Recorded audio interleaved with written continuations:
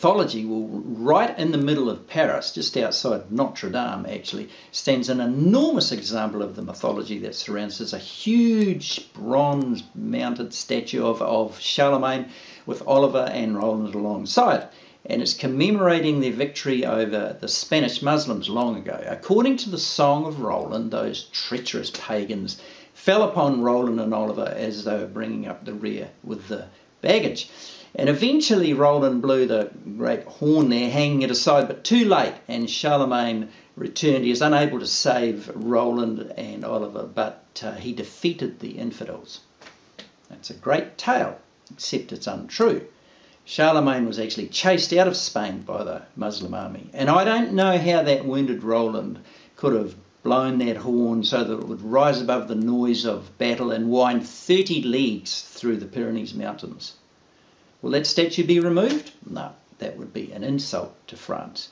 Do the passers-by even know of this mythology? No, they just want uncrowded entry into Notre Dame. Do any of them even know who Charlemagne was, the first great leader to unite Northern Europe? Now, today mythology is portrayed to us in movies such as The Kingdom of Heaven. It looks at the Crusades, stitches together some events and makes an action-packed scenario to sell to the masses. Now, when we get inside religions, however, adherents think mythology is applied to the other faith, not theirs. And if you're an atheist, for example, it's pretty easy criticising the Crusades, but it's unlikely that you'll concede that the greatest slaughter ever outside war was conducted under the atheist logo, namely Mao Zedong's Cultural Revolution, in which 30 million Chinese died. And if you're a Christian, you may not like to admit that European colonial powers used priests alongside battalions, and still do in places today. And if you're a Muslim, you may not even know that Muhammad approved of the beheading of 700 men who had surrendered. This is the norm. Every culture is based on legend, not on a factual history lesson. We love glorifying or re-engineering our past, and especially so if our present circumstances aren't that pleasant. And this will never change. On the other hand, mythological tales tell truths via metaphor.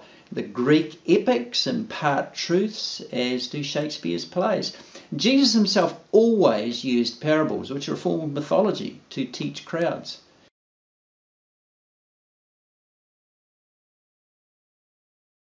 Fashion's changed though, and we live in an age that endlessly talks about peace. Religions which were once militaristic try to re-mythologize themselves into peaceful visions.